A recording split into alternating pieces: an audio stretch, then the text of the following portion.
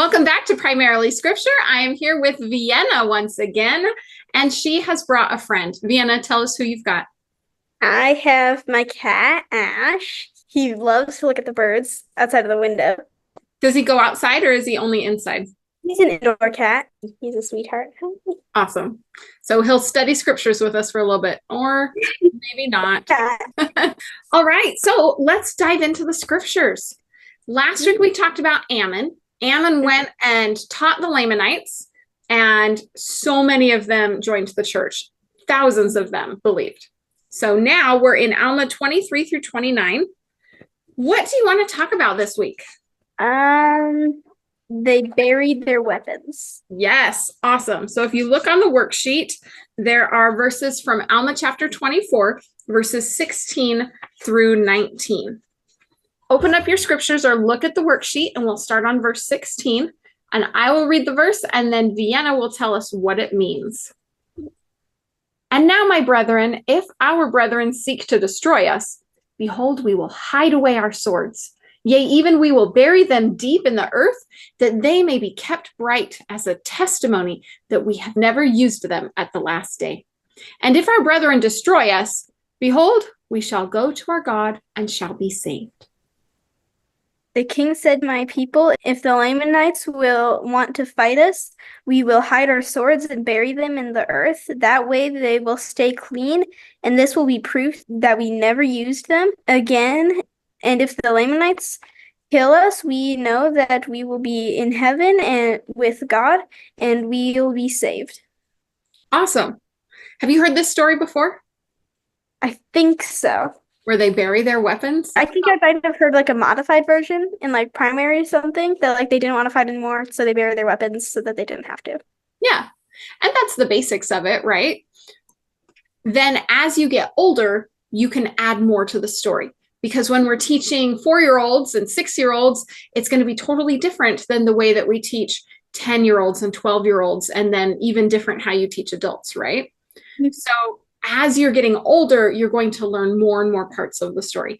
And that's exactly what Primarily Scripture is about, is helping you go from just like, I know a little bit, somebody buried their swords because they didn't want to fight, to now let's do a little bit more with it. So actually, as we read, let's look at the first activity on this page that says, find a spiritual meaning. Will you read that paragraph and tell us what it says? Look at the physical things that the verse talks about, and then think of a spiritual lesson that you can use in your own life. I love doing this. I do. I love doing this. This is one of my favorite ways to study. So fun to like find connections. Yeah. If you look underneath that paragraph, there are 3 different things that I told you to look for.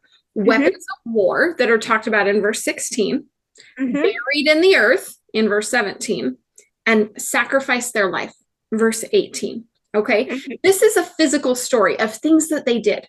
They had weapons. They put them in the earth. They were willing to die if necessary. Okay. Now there's one lesson here of like, they didn't want to fight. And isn't that good that they didn't want to fight? Awesome. But just like we said, we're learning more and more as we're getting older. Here's taking it to that next level, how we find deeper meanings. So could it represent something else? Yeah, maybe. There might be, right? But we got to find them. So we have to ponder and look a little deeper, dig in. Okay, so they took their weapons of war and buried them. What could that represent spiritually? What immediately lit up in my mind with this was just like the concept of baptism, kind of. Okay, tell me more. So a weapon of war, like a sword or like an axe or something, is like a sin in something. Or if like you've used it to like kill somebody, that's a sin. And then you bury it, like being baptized, and it's washed away. It's not physically washed, but it's you don't have it anymore. It's not part of your life anymore. I love that. Oh, I love that. So if we look at the worksheet, it says buried in the earth, verse 17. Why don't we write right there, baptized or baptism? I'm going to grab a pen. Buried in the earth could represent baptism. Now, you might on another day think of a different meaning of what it could mean. And that's okay. The scriptures can mean different things on different days. Did you know that? Yeah. Actually, I've kind of had something with that. I had a talk once and I used a scripture. I don't remember it exactly, but I used that and I sat back down, but she just kind of just leaned over and said, like, we had the same idea. I used that line in my talk too. Cool. And her experience was entirely different than mine, but we both went to the same scripture. Right. So you could use it and talk about it for one thing, and then she used it and talked about it a different way. That is absolutely exactly how the scriptures are supposed to be used. That's why they're here. Are there other things in life that can be used different ways? Yeah. Uh-huh. Like, there's nothing that comes to my mind immediately, but I know there are some out there. well, let's think about like a spoon. What could you use a spoon for? To eat liquid. Definitely. What else? You can use to dig. Definitely. My mom would get so mad at us because we would take her nice silverware out into the dirt, and sometimes we'd forget them out there, and she kept wondering, why are all my spoons disappearing? Where are they going? Well, they were perfect for digging, and so we used those. Could you use a spoon for a musical instrument? Yes. Like you like put two of them like back to back and then like hit them on something. Yeah. So there are 3 different uses for one tool that we just thought of. And you might think a spoon was invented for eating, but that's not all you can do with it, right? So there's the obvious use for a spoon. Yeah, eat your ice cream, eat your soup, right? But then what else? You can do it different ways. Same thing here. There's the obvious story of they didn't want to fight, and so they were just peacemakers, and they got rid of their swords. But what else could it be? So we can find other ways to use it. Okay, so we didn't write down what weapons of war could represent. Let's do that real quick. What did you say? Sin. Weapons of war equals sin. Okay. Let's skip down to verse 18. Let's read that one. How about? Sure. And this they did, vouching and covenanting with God, that rather than shed the blood of their brethren, they would give up their own lives. All the people did as a promise to God that they would never kill anyone ever again, and they would rather die than break their promise. Exactly. So sacrificing your life, being willing to die, is pretty strong dedication to not wanting to fight. Very strong dedication. Now, if weapons could represent sin, and burying them in the earth can represent getting baptized and making covenants to get rid of them, do you think we need to die in order to keep our covenants? No. We don't have to die in order to keep our covenants, but is there something else that we might need to give up in order to keep our covenants? Drink coffee, drink wine, smoke. Yeah. So do you think that people who are coming into the church, if those are things that they did, and then they get baptized and make covenants, now they might need to bury those weapons of war or get rid of those things, sacrifice those things in order to keep their covenants, to keep the word of wisdom? Yeah. Do you think that would be hard?